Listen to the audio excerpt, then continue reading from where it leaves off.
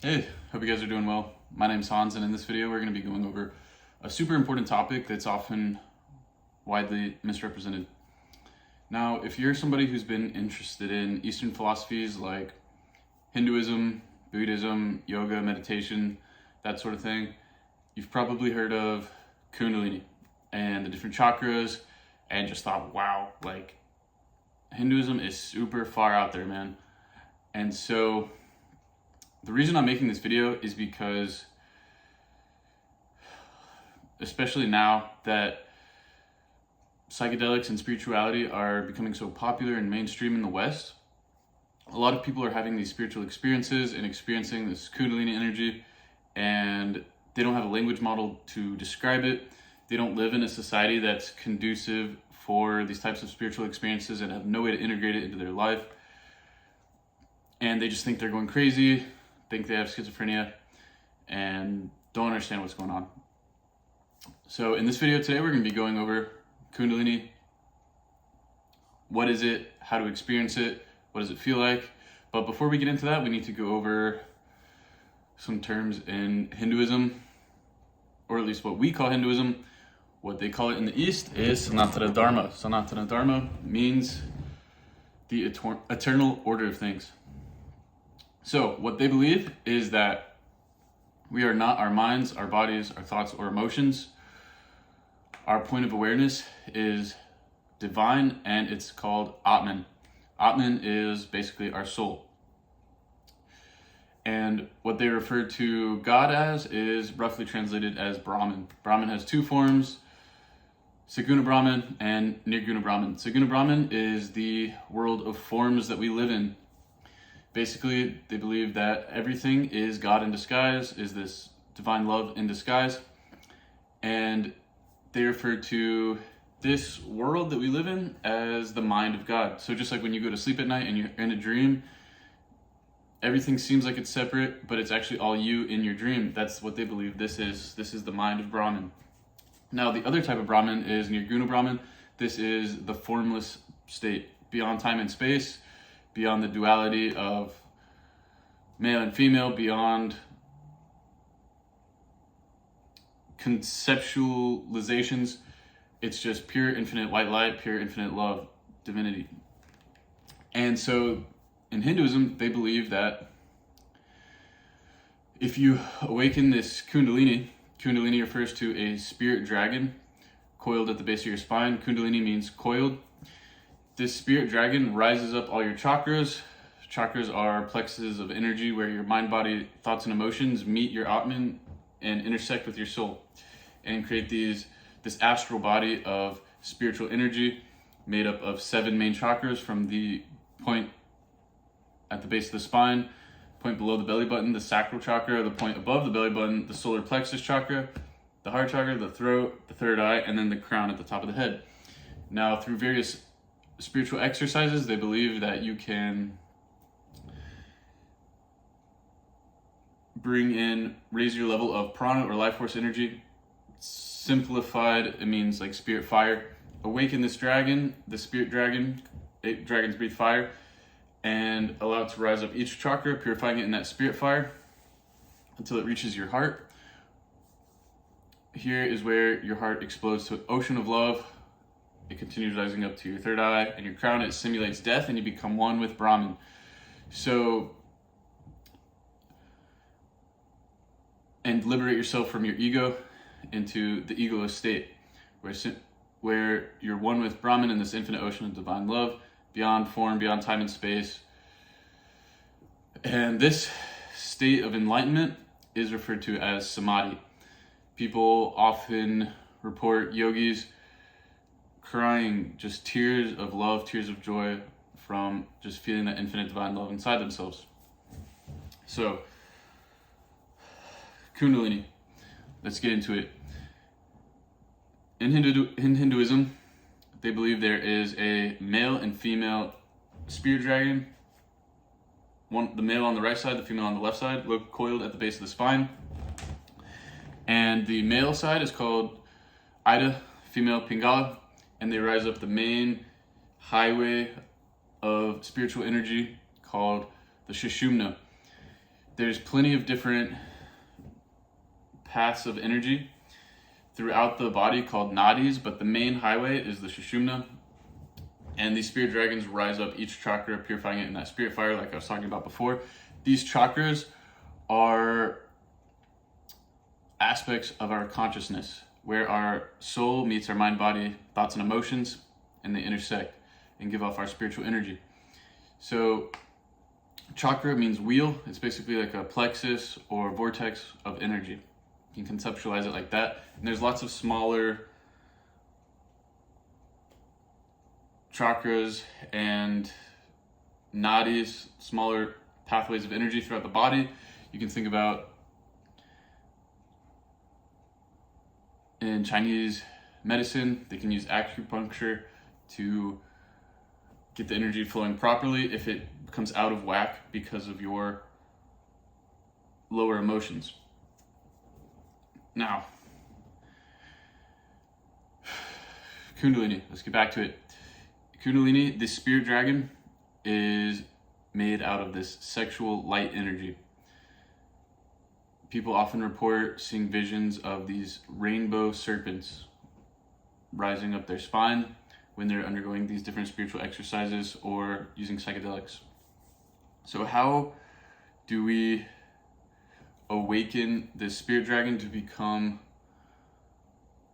one with the divine and allow our Atman to realize that it's just a part of Brahman? Our Atman right now is just plugged into our five senses, and we think that we are separate from everything else. But through awakening the Kundalini, we can have a liberation from our ego. Right now, our ego thinks we're just a drop in an ocean of other drops of other forms. But through this practice of awakening the Kundalini, it feels like it's reported that it's like this drop, the barriers around this drop of our consciousness dissolve, and we become one with the whole infinite ocean of God's love, of Brahman. So how do we awaken this dragon? Again, like I said before, we have to raise that amount of prana, which is roughly translated into life force energy, aka spirit fire. So think of the sun. Most of the life on earth is fueled by this energy from the sun. The beams of light go into the plants use photosynthesis to make oxygen. You breathe that in, or you can eat the plants or eat an animal that ate the plants, and that's that flow chart of energy inside yourself. This is why one reason breathing exercises like pranayama are so important for raising the amount of this life force energy within ourselves. So when you think of the sun, this is that life force energy in visible form. Everything around you is made of this spirit fire, this divine love in disguise. But in terms of the sun or fire, you can actually see it with your sight and senses. And through various spiritual exercises, you can raise that amount of energy within yourself, or just raise the vibration of the prana already in you, like by using psychedelics, for example. So, but before you move on to these more advanced spiritual practices, we first have to talk about meditation. Why meditation? To transcend the Maya. So right now your consciousness is plugged into your five senses. Your five senses, sight, taste, touch, hearing, and smell, create the world of forms around you, an infinite number of forms. Some people are not even experiencing their five senses directly. They have a filter of thoughts that label all these different forms that your five senses paint around you. This is called the Maya, the world of illusion. So how do we transcend that? We have to meditate and stop our thoughts. When you stop your thoughts, you can direct the focus to the true reality inside yourselves, withdraw from the five senses and feel the divinity of your Atman inside yourself, just your pure awareness without thoughts. Okay, so that's how you transcend the Maya, by looking inward. Watch my video on how to meditate. So that meditation is always the most important spiritual practice to start with before moving on to the more advanced ones. Now,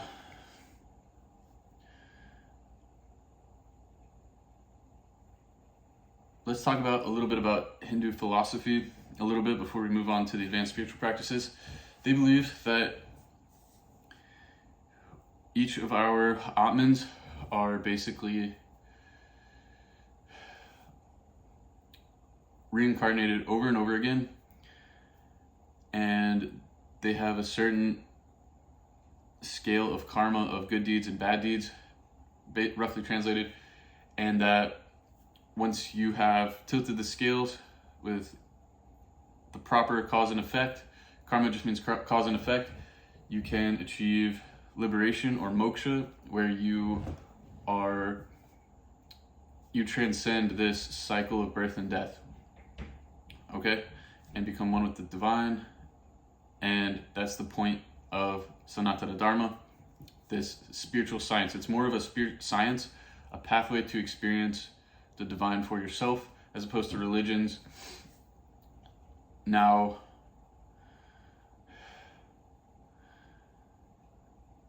this spiritual path is all about dissolving the ego, right? So the way I interpret the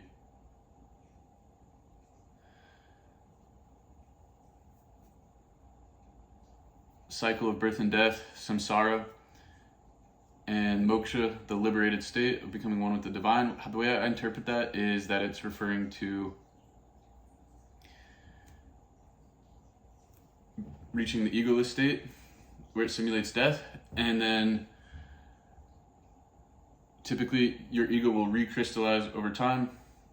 And so the point of these spiritual exercises is to maintain the egoless state, to feel the divine inside of yourself. And the reason I don't believe in reincarnation is because we're all reincarnations of each other, if that makes sense.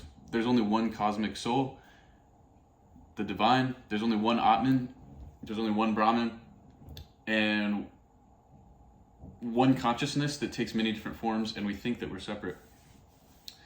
And that the point of these spiritual exercises is to reach moksha and transcend this endless state of reaching egolessness and then back into your ego and become one with the divine for your life, basically. So, not to get off topic, but if you look up Zen Buddhism and the Tibetan Book of the Dead, that translates the egoless state, that focuses more on the egoless state, while Sanatana Dharma focuses more on reaching that state. So now let's get into it. What are the different spiritual exercises, the advanced ones that you need to know about in order to awaken this Kundalini spirit dragon energy? The first one, like I was talking about before, pranayama. Raise that amount of energy into your chakras, into the nadis, into your astral body, where your Atman meets your mind, body, thoughts, and emotions.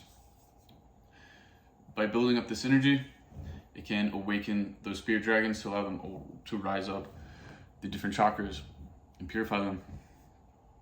The most efficient method for awakening this energy, once you've already practiced meditation, is to use psychedelics. Psychedelics raises the frequency of the spiritual energy, the prana already inside of you, to melt the ego, transcend the ego, and become aware of the divinity inside yourself and awaken this spirit dragon Kundalini. We also have to talk about diets and fasting. So fasting is used to purify the body and mind, to purify these energy nadis. So you can think about if you've been drinking a lot of alcohol, it's a lower vibration, brings you down. Or if you're very angry and full of guilt and shame, these lower emotions can keep the Kundalini energy from flowing upward. So watch my video again on meditation, on how to cure yourself of those emotions. Or if you are drinking a lot of alcohol, again, it brings you down into these lower vibrational states. So by fasting, you can purify the nadis, allow that energy to rise.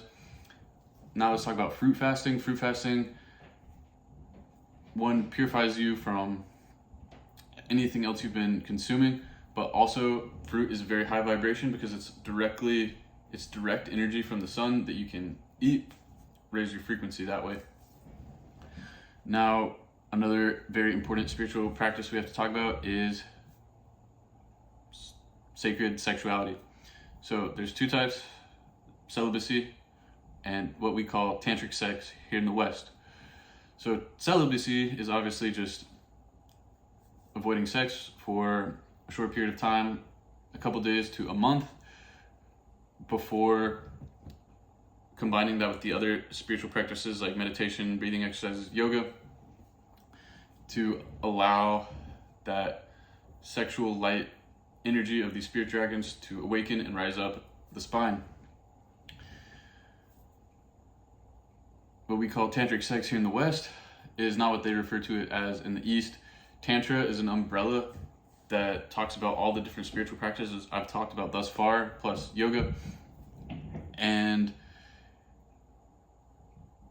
it is not just having sex, but also chanting mantras to deities to transcend your human state of suffering, to become like a reflection of the deity that you hold in your mind. So you chant these mantras and it uses your vocal cords to create a vibrational frequency which resonates throughout your consciousness, purifying it and raising that vibration while holding a deity whose characteristics that you really like in your mind so that you become a reflection of the deity. That is not a practice I use personally, but I think it could be useful, or else it wouldn't have withstood the test of time, these 5,000 years that Sanatana Dharma has been around, right? But what I am referring to when I say tantric sex is having sex while holding in the semen, the ejaculation, where you can orgasm multiple times without ejaculating to raise that sexual energy instead of just letting it out and depleting it from the energy channels. Think about your semen. There's millions of sperm in just one ejaculation. Think about all those life forms that could make. It's very, very powerful energy. And this is the energy that awakens that Kundalini light energy. You can think about an orgasm. It kind of feels like light energy is shooting out of you. So by holding it in, all the food you eat that would normally go to making more semen, it can go to nourishing your body and raising the frequency within these energy channels and allow that energy to rise upwards. Now, tantric sex, the way they do it in the West is they do what I just described by holding it in, which I've made other videos on how to do that. But what they also mix that with is, again, the chanting the mantras while having sex, praising the deity, praying to the deity. And so that's not something I personally do. I think that would be kind of weird. Hey baby, you wanna come back to my place and chant to the deities? But now let's talk about yoga, what we typically think of yoga as in the West. So what we talk about when we say yoga, you probably think about the different positions of soccer moms going to the gym, trying to get a fat booty, and do these weird positions standing on your head and stuff. Well, that's not what I'm talking about when I talk about yoga. Yoga means to yoke together, to become one with. Now, there's tons of different types of yoga. You know, being of service to others, holding this love in your heart. Yoga of knowledge, yoga of hatha yoga, which is what I'm talking about. There's all sorts of types of yoga, which include the breathing exercises and everything we've talked about thus far, just kind of like Tantra. But what we think about in the West is called hatha yoga. These different positions, like standing on your head and contorting your body in different ways to give a nice pathway, a smooth pathway for this divine spirit dragon to rise up the chakras, rise up the spine. It can also raise your frequency, but it's mainly to give a nice pathway for these spirit dragons to rise up. Now, in combination with doing this yoga, you typically want to do the pranayamic breathing exercises as well. There's two types. One is Kriya breathing exercises to purify the energy channels, and the second type is the pranayama itself to draw in that spirit fire, that life force energy from the sun, and bring more of it into your consciousness in order to awaken these spirit dragons. So, I know it sounds super far out, but just wait until I talk about what it feels like. So,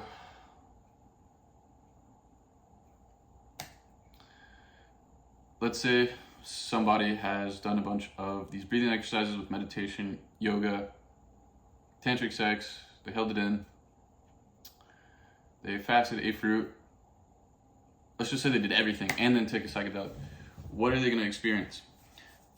So what yogis report is feeling a burning sensation at the base of the spine. Not like a rash on your skin, but a spirit fire within the base chakra in your astral body, where the soul meets the mind, body, thoughts, and emotions. This psychic center. Now, what you should do if you start feeling this feeling is lay down, either in a safe place within your own home, or if you have a nice backyard with a forest and trees, you can lay down in the grass in the forest so that it feels like you're becoming one with nature, one with the forest. And the main thing is, well, also you can sit in a meditative position, allow that energy to rise upwards. But the main thing is to not fight it. Even though it's very strange and unusual to have this spirit fire at the base of your spine, you just cannot put your willpower onto it. You need to surrender to the feeling and just observe it and let it take place. Otherwise, if you fight it, if you try to put your willpower on it, force it to rise, if you're on psychedelics, it can cause a very bad trip. Or if it was just from breathing exercises, people report mental disorders like psychosis and schizophrenia. And so it can be very uncomfortable. So just remember, surrender to it. Surrender to it. It's normal. It's natural. It's not going to hurt you. Just surrender to it. As long as you surrender to it, it's not going to cause any of these symptoms that have been blown out of proportion. So in the media, like in the East at least. So what's next? What does it feel like? You're going to be very horny. Your sexual libido is going to go up, the sexual desire. This is energy. This is sexual energy, the energy that created you, created me. And you don't want to have sex, you don't want to masturbate, you just want to allow this energy to flow, just observe it and just breathe into your belly. Don't breathe out with your chest, breathe into your belly, feel into your belly. Don't focus on that sexual energy, just let it be and let it rise. From there, it's going to feel like that root chakra, the base of your spine, the energy point at the base of your spine it feels like a volcano and it's about to erupt, and just allow it to happen, surrender to it, and you'll notice 2 divine spirit serpent dragons made out of this sexual light energy start rising up out of the base of your spine, and you'll notice a vision. This vision is a reflection of your soul, of your spiritual energy. And you'll notice these 2 rainbow colored spirit serpents. You'll see all the different colors of the visible spectrum start rising up, purifying each chakra in a spirit fire. And it feels amazing until it reaches your heart. This is where the male and female aspect of these spirit dragons transcend their duality into one love, become one with God. This is where it simulates death. Now you're probably thinking, I don't want to die. I still want to live out my dreams. I don't want to say bye to my friends, my family. But you're not going to actually die, okay, from this experience. God made this reality so you can live out your dreams. And one day it's going to be the present moment for you, and you are going to die. So you need to at least practice dying while you're alive. That's the way I look at it, at least. So just remember, it's just a simulation for now. So what you'll notice is once they reach your heart, it feels like time freezes. And then you get struck by a lightning bolt of pleasure, a lightning bolt of divine ecstasy. And as long as you surrender to it, it feels like the universe just shatters like a broken mirror. That's your heart. That's your spiritual heart, it just shatters into an infinite ocean of divine love fire. And as you breathe, you'll feel your consciousness surfing these waves of this divine love fire. And you have to make peace with death. Okay? So they'll continue rising up to your throat chakra, your third eye. Once your third eye has been activated, the male and female reach your third eye. It unlocks your powers of intuition. So most people learn information from the outside world, but when this chakra has been activated, it feels as though you can know things not from the outside world, but by feeling them inside of that energy inside yourself, that divine energy. From there, this is where you really have to make peace with death and the realization that you're all alone. There's only one consciousness, what we call God in the West, what they call Brahman in the East, and Sanatana Dharma. And that one consciousness takes many forms, and you are one of the forms. And from this state, once you make peace with death, the fact that you are all alone in the universe, and this universe that you made is like the imagination of God, you can make peace with that fact and transcend and go beyond time and space into the formless state of Brahman, your Guna Brahman, where your Atman realizes it's the Brahman. And just feel this infinite ocean of divine love fire and this white light, this white love light. And this experience is known as samadhi, feeling this divine love. Now, at this point, you're likely not aware of your body. You can still feel into your five senses if you want to, but the divine ecstasy and euphoria and bliss, this internal state of heaven, is so profound and powerful that you don't care to go back into your five senses unless you have to. Your body is practically irrelevant, and so is time. Time is just movement through space, and you realize you are an eternal divine being. You've always been here, and you're not going anywhere. You've been here for all eternity. And so time, you're not really aware of time. It could have been seconds in the real world, if you want to call it that, even though that's the real world in my perspective, and that this is like a dream. But in this reality, it could have been seconds, it could have been hours, it doesn't really matter. You're not aware of it. Now, if you want to, you can come back to your five senses. Or if you're on a psychedelic and the psychedelics wear off, you come back to your body. And you might be thinking, well, heaven is in this state within. Why should I go about my day within the 3D reality?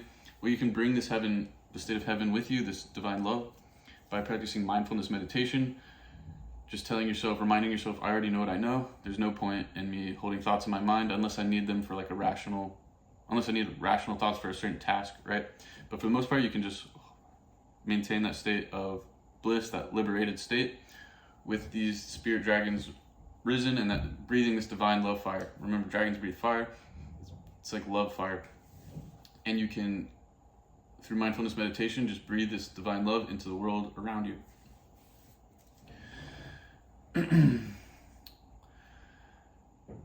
So that was my explanation of Kundalini. I went into Sanatana Dharma a little bit, aka Hinduism, different yogic practices.